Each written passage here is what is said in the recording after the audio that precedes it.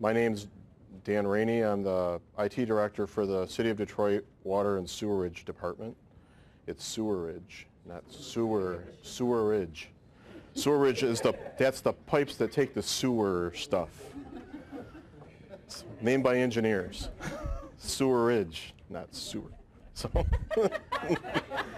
I didn't know any different myself. And that's the end of our presentation. Thank you, everyone. And I'm Jessica Moy. I'm the Director of Technology Partnerships in DTMB for the state of Michigan. So my role really is that liaison between the state of Michigan and external partners, be it municipalities and local governments in Michigan, school districts, ISDs, other nonprofits, and more so even beyond the state of Michigan boundaries. So working with other states and in some cases other countries. So I'm here because yes.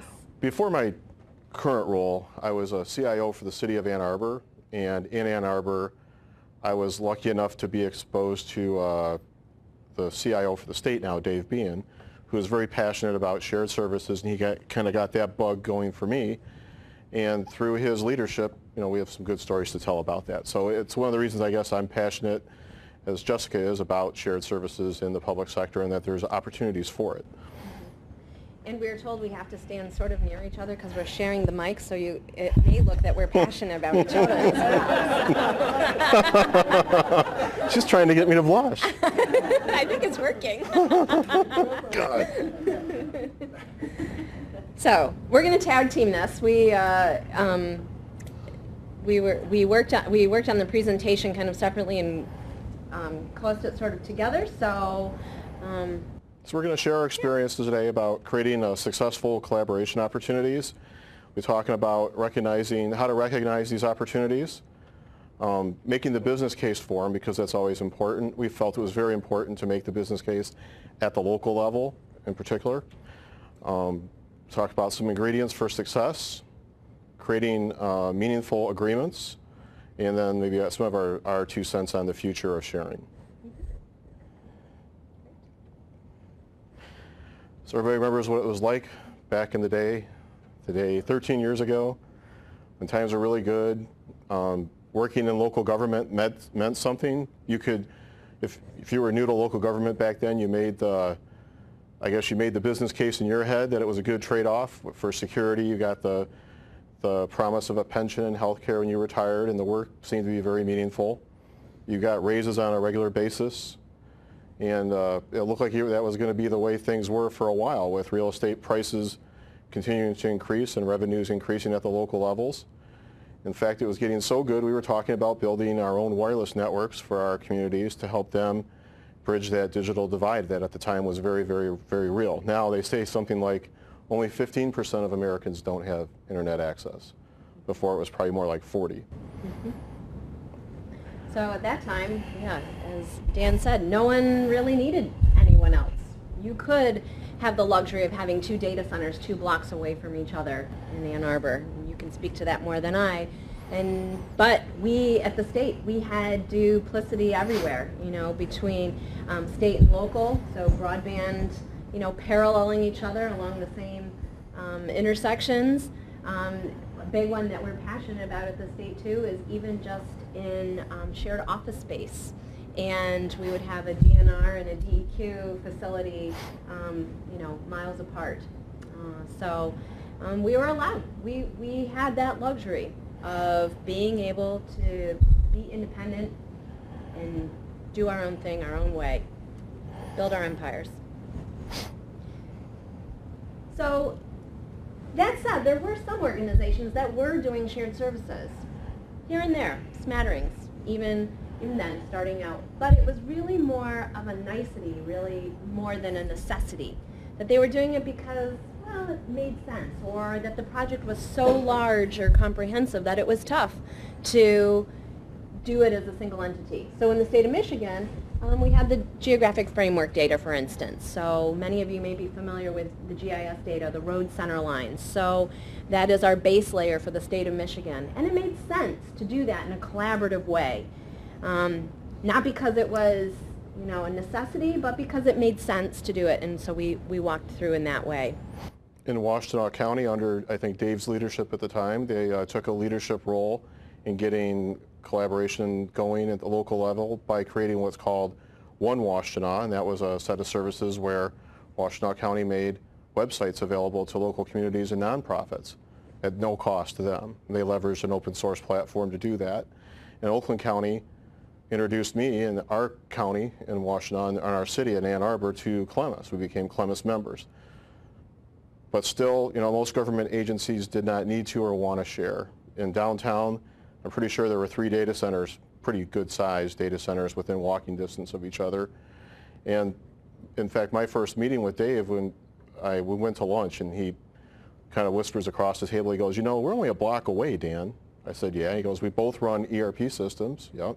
We both run email, yep, and GIS. I just figured out what that was like the week before, so I was like, yeah. And he says, so why? He goes, but why are we doing that? Doesn't it make sense to work together? And I thought that was a great idea, but when I brought that back to work, it was like, what are you talking about? Why do we want to do that? We want our own stuff.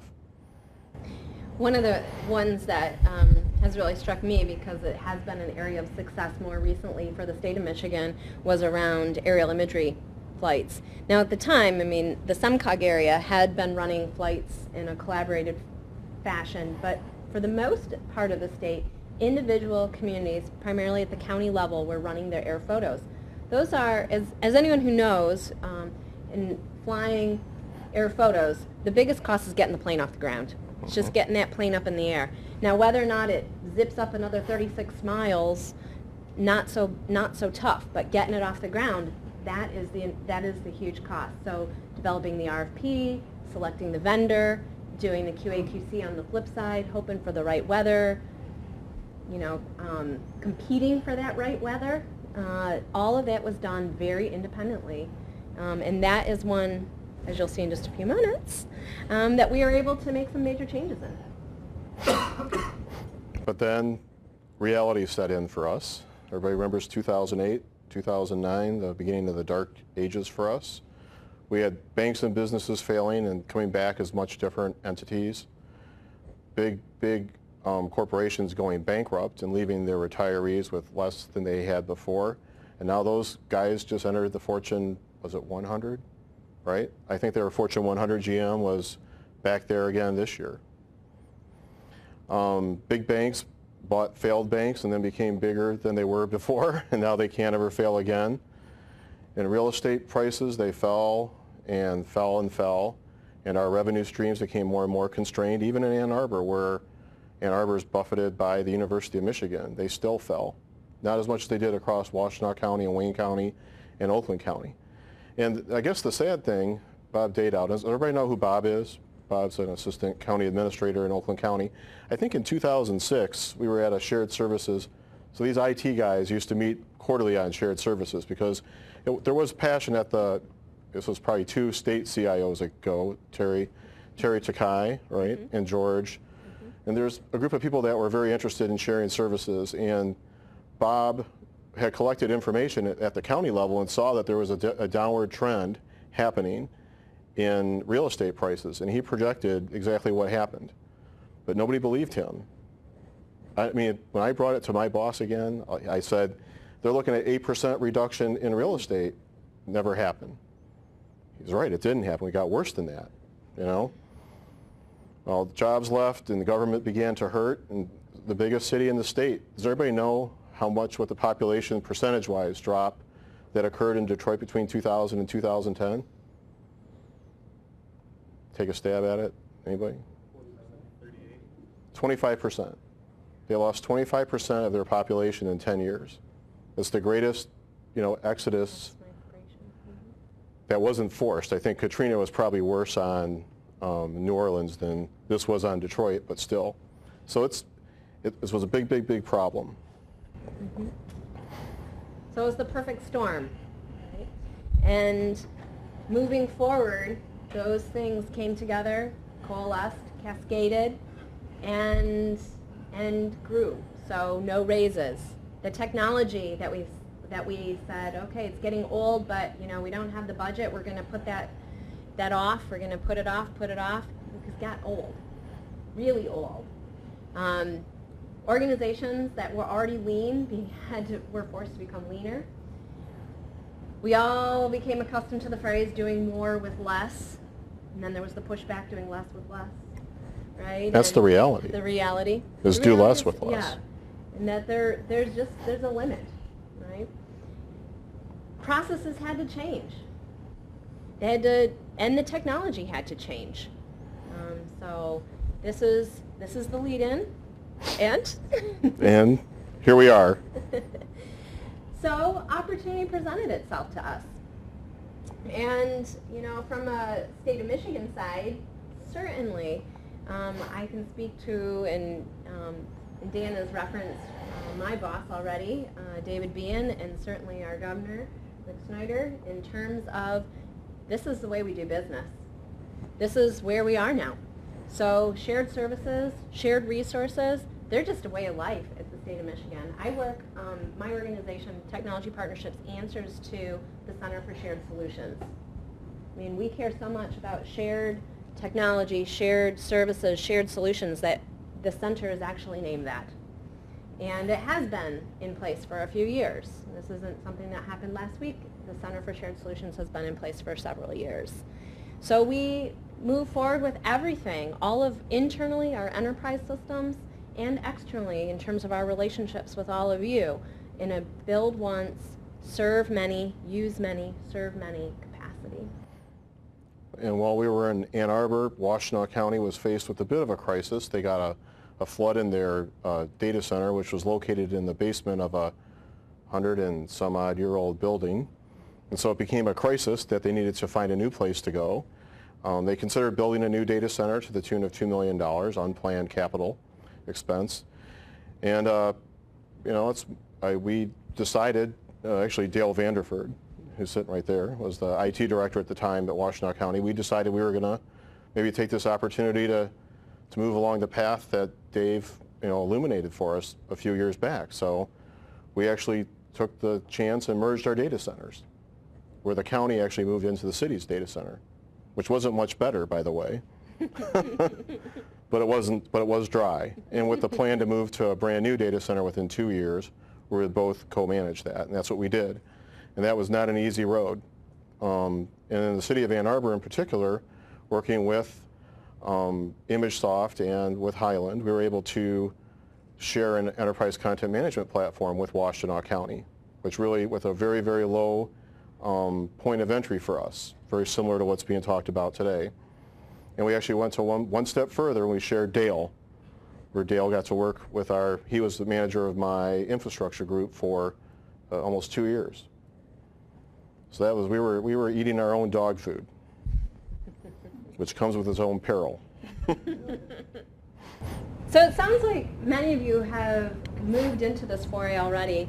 For those of you who haven't, or you're considering, or are at different phases along the shared service continuum, we thought maybe here would be a spot where we'd sort of say, wait, let's remember some things that are really important about shared services. And Dan and I both have war stories, but we also have lessons learned that are really valuable. The first one has to make business sense. And those of you who participated were in Tom Curran's presentation earlier about the MMSA, you know that what is driving that relationship is it makes business sense. So it has to be something that is going to be a win-win opportunity, that's going to make sense from business perspective, that we're past the niceties, that it has to make sense in that regard. So what are some of those things that make business sense? And Mike mentioned the sharing of emergency services. Well, that makes sense from a geographic business sense, right? What's going to drive that business is going to depend on which shared service you're talking about. In some cases, it's expertise. In some cases, it's geography. In some cases, it's other sorts of relationships. One of the things that my leadership likes to say, and so I'm going to borrow the quote and call it part of my own repertoire as well, is it doesn't matter who does the service, it's whoever does it best. And so if it's the state of Michigan that does it best, we'd love to offer it to you. If it's you who does it best, we'd love to borrow it from you or pay for it from you. If it's a vendor who does it best, we want to make sure that we're supporting our vendor community, and that's who should be providing that service. So allows for that. You want to Yep, keep sure. going, With a business case, so business case gives you the framework to prioritize. So if you're faced with many opportunities at once, which in Ann Arbor, we were in Washtenaw County, our city administrator and the county administrator challenged the departments to come up with ways we could share. And in IT, being IT people, we came up with a bunch of different ways versus the rest of the organization that really didn't want to do anything and couldn't find opportunities, I thought. So, but we have to find a way to prioritize those, and we were able to focus on the quick wins to establish the credibility for the program. We did that by using business cases to help that along. And also, when we developed these business cases, we did it in a collaborative fashion where we involved staff. So I didn't build the business case with Dale. It was our staffs that built the business case with their staff. And so there was ownership of the business case at the staff level, and that really resonated with people and allowed them to own the outcome. And it provides you not just a framework for going forward or not, but also common talking points to use when elected officials ask what you're doing. You're all speaking from the same hymnal. Mm-hmm. We found that to be important too, so the message got out there consistently. So some other success factors we found. So you can have a great idea about how you want to share, but if you don't actually know how to implement it, that can be a problem. So having strong project management skills, if you don't have them on staff, actually contracting out for them, I think would be worth it to eliminate or at least mitigate that risk. Having senior level support for your initiative. So, well, maybe thought of at the staff level, at my level of an organization, it really needs to get up to the elected officials, frankly, and they need to be behind it 100% or it will not make its way. And there's been cases of that happening in our region. Which then also harkens back to making the business case, because it's, you know, these all interplay, obviously. You know, usually I don't have a problem with communication. Usually people are telling me to shut up all the time. So. But effective communication, making sure that what you're saying is consistent messaging and that you are getting to those details at the right time and with the right people. Strong change management, again, I would say that is probably one of the most important ones. We talked in the earlier session about change is hard. And so when there is a bump in the road, when there is a change, along that process, having a process to address that, having a mitigation plan, having a plan in place is really important. And also a phased approach to implementation. You know, this is something that even, you know, back in my academia days, you know, and I was teaching project management to students, and, you know, we talked about, you know, the importance of pilot or proof of concepts. There's a reason why we do them. There's a reason why you don't start out by saying, okay, I'm going to do the geographic framework, or I'm going to scan all 852,000 court documents on the first day. That you start with a sampling, some from 1920 and some from 2010, and you see how they're going to work together. There's that you do some proof of concept, you explore that relationship not only tactically in terms of what that shared service is going to be, but also that relationship that you are building and the trust that you are building with your partners, which I think goes into the next one. So, sorry. Go ahead. Okay. No? See, I told you we were going to tag team this. So good fences make good neighbors. So this is one that's actually near and dear to my heart right now. I am not a lawyer. However, I work very, very closely with our AG's office. I am sort of that mediator between DTMB and our AG's office on all the contractual arrangements, both internal to the state of Michigan, so interagency agreements between state agencies, because we too are service providers and shared services to other agencies within the state, but then also those are contractual arrangements external to the state, not from a procurement side, mind you. We have a whole procurement office, but with regard to shared services. And it's really, really important that you very specifically lay out the terms and conditions and what that agreement is going to be.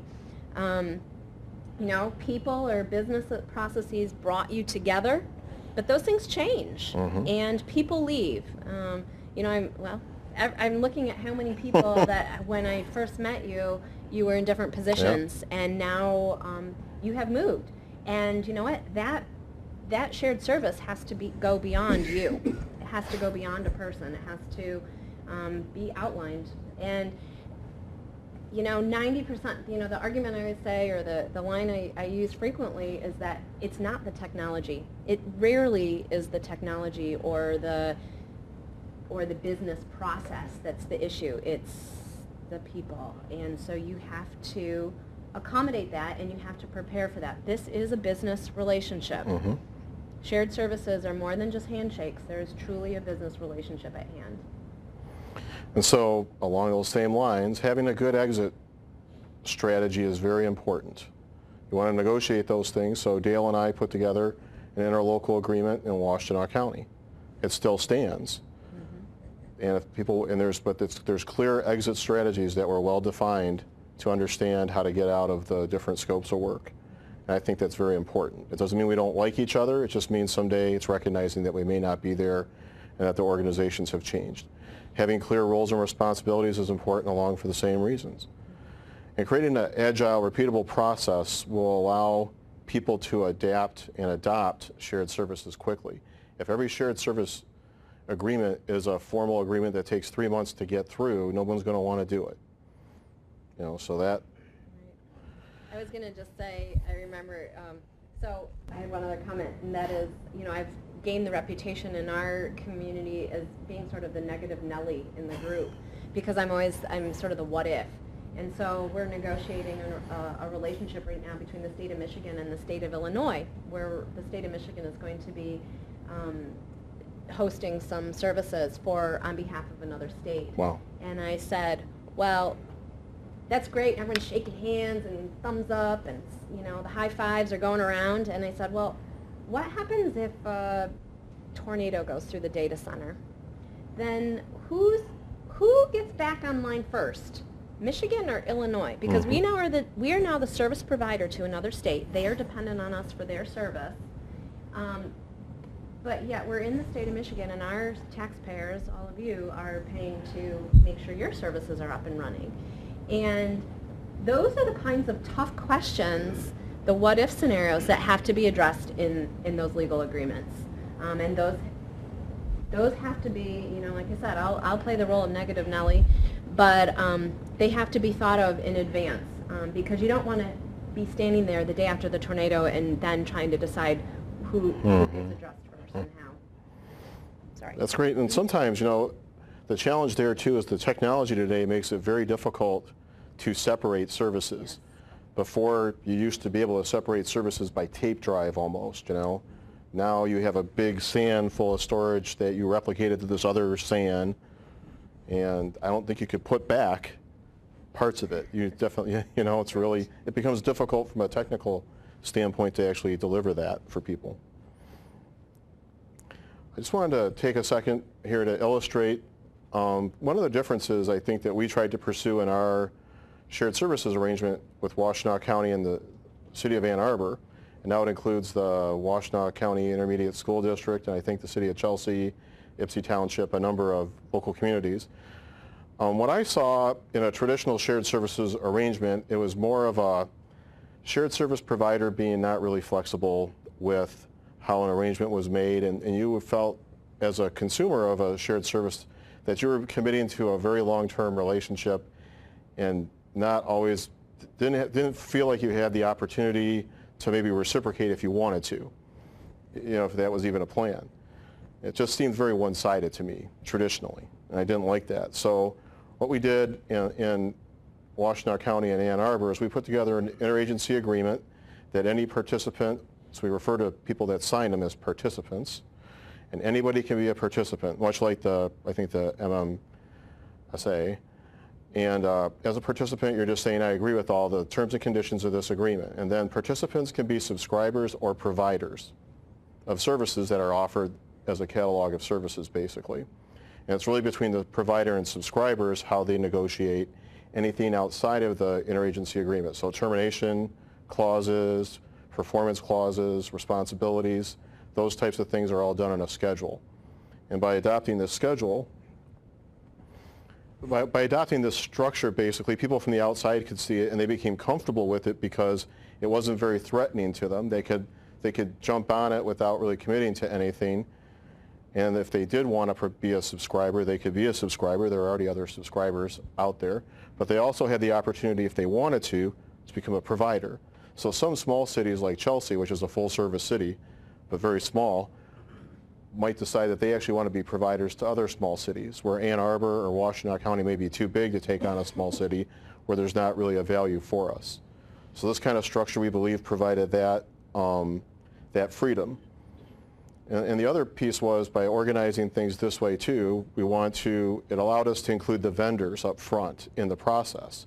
As we put together services to be a provider for or through, we want to make sure we work with our vendors up front so that they're part of the deal too. If everybody can't win, if there's a loser in the equation, then it's not going to work, is what we found out.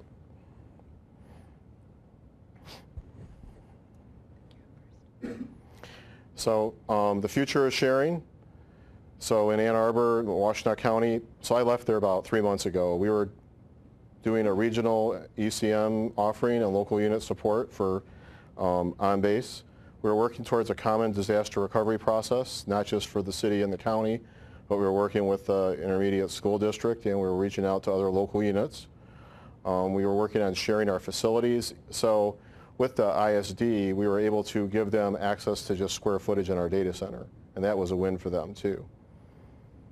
And then I guess the latest thing that we worked on was a regional support for local units around fire services, where we took a regional computer-aided dispatch offering and married that up with an operational piece of software that allowed all the participating fire departments to see where all the fire equipment was in the county at any one time, and also see what was going on in the county at any one time. So that really just helped those guys work together in ways they hadn't worked together before. And I don't know how many of you have worked with the firemen, but they're a tough group to get onto technology.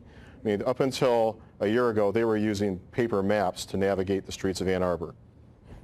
It was a big, big win to give them a tough book with a map on it that showed them where their truck was and where it had to go. But we also gave them a little bit of value-added IT service by showing them fire hydrants that were in service and out of service. And that was something the other communities became very interested in, because that's something you don't want to do, is pull up to a house, run up to a fire hydrant, and have it not work. So I think I've already said a few times that, certainly at the state of Michigan, the way we do business, certainly internally, you can be rest assured your tax dollars are being put to good use in terms of enterprise services. As new services get put into place in the state of Michigan, we are working towards a service model.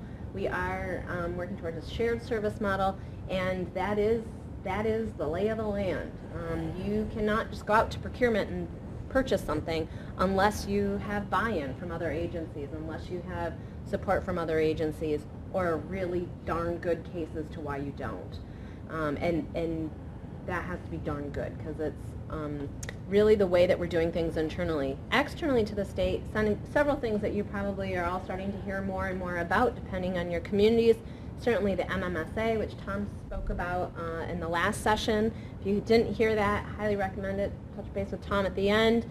CGAP, or the Competitive Grant Assistance Program, formerly known as EVIP, formerly known as, well, you all know what it was formerly known as. But part of that is around shared services, right? I mean, those communities that have been most successful in the CGAP program have been those that are sharing services in some capacity. And then one other, because I did reference it earlier, is the statewide imagery and LiDAR program, the MySail program, which is now in its second rendition. So the first rendition was a 3-year program. Now we're in our second phase, 3-year phase of shared imagery. And that is allowing for imagery to be purchased collaboratively in the state, where counties bring forth to the state their interest in having aerial imagery flown, and they get in on part of that with the state of Michigan. The state of Michigan gets access to the imagery. In exchange, the counties get access to that imagery and ownership of that imagery at a very, very low cost. So getting that plane in the sky. And there's a number of others that I could talk to you about, but these were some of the big ones I thought might be of interest. And as the new CIO for the Water and Sewerage Department, we provide services to not just the 700,000 residents in the city of Detroit, but 3.5 million other residents in about 1,000 square mile area across 126 other communities. So in the future, the department's up in the air. I'm not sure what we're going to turn into. There's a couple of options on the table, and I'm moving along the road that we're going to become an authority. And with that in mind, I have direction to move very quickly on many different initiatives in order to separate us from the city.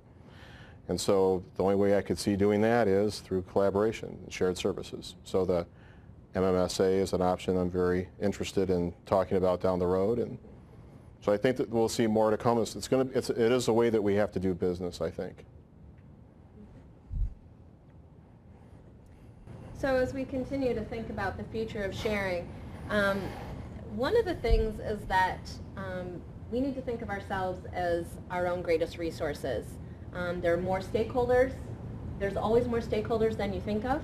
And we ourselves are stakeholders. We ourselves are the innovators. We ourselves are the ones who know whatever it is we do the best. So we are our own greatest resources, and we need to build shared services into how we move forward. One that is becoming really, really apparent, and I thank you, Dave, for bringing it up in the last session. I kept looking at Dan saying, you're stealing our thunder, but we need to get the vendors involved. You gotta, one of the things that we're seeing is that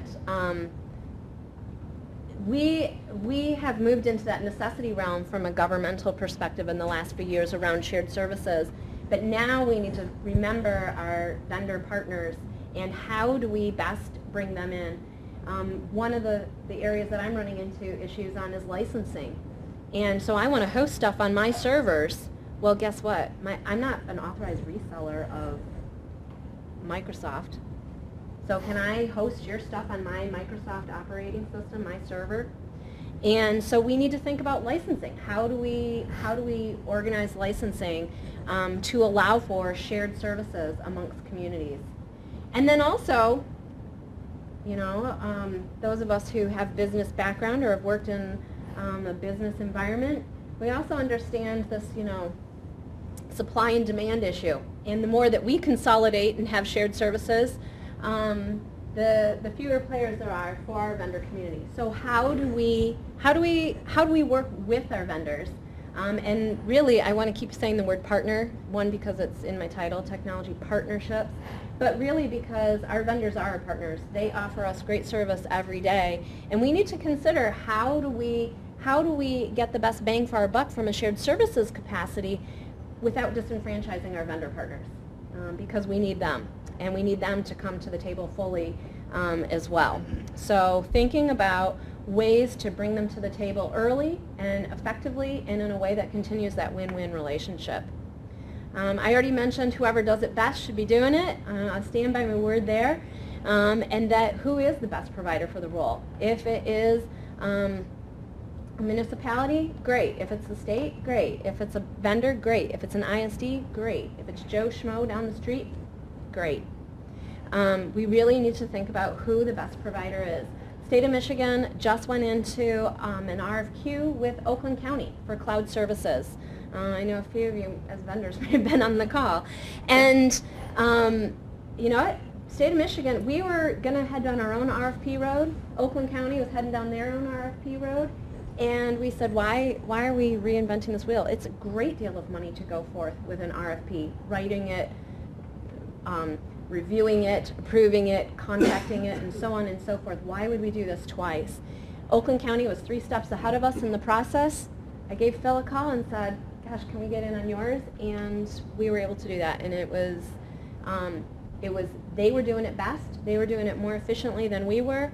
And there was no reason why the state had to be in charge of that when Oakland County was leading that charge already.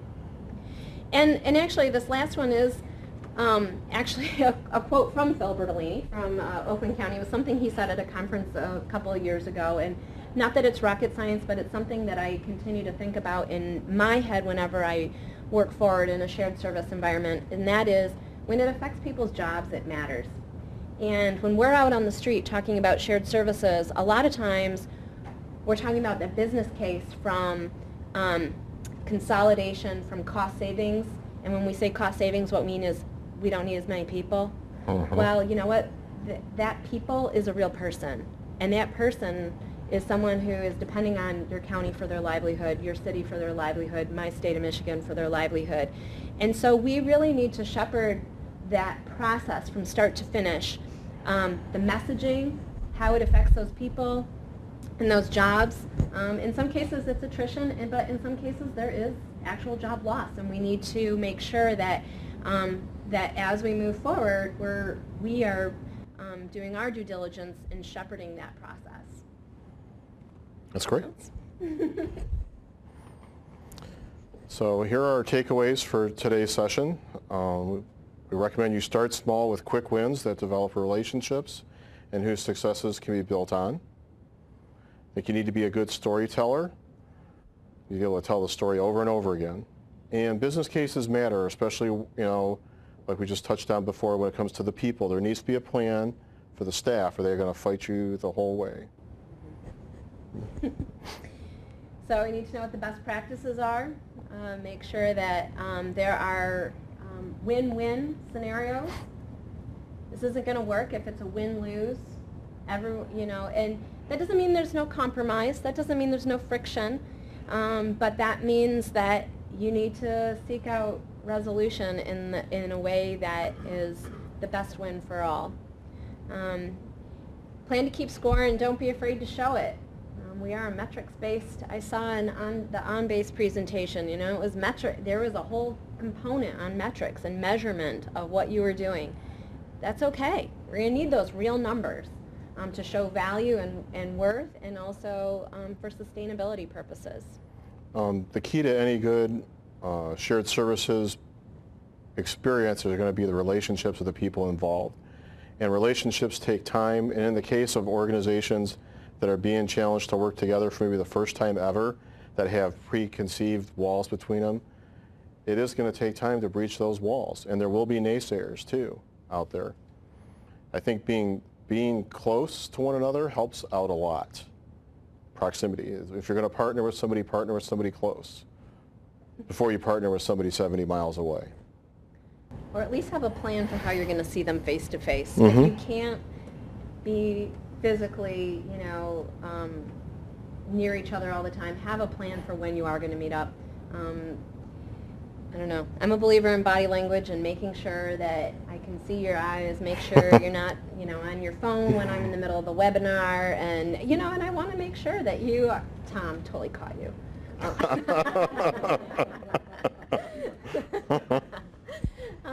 But I want to make sure that you are feeling comfortable with that relationship. And then we shouldn't have ended with have an exit plan. I'm telling you. Seems a little negative Nelly. No. I think we know who the real negative Nelly is. No. Okay. It's the reality. But it is the reality. Make sure you have those legal documents in order to. It is important from a contractual, this is a business relationship, and from a contractual standpoint, you need to have that too. Yes?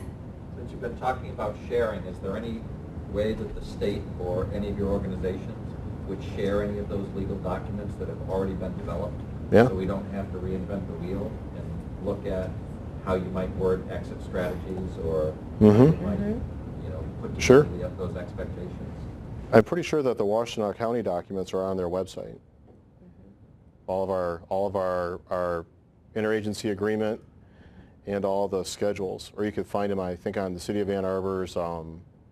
They have a legislative management system you could search through and find them there too. So as part of any resolution we did, so those contracts are also there.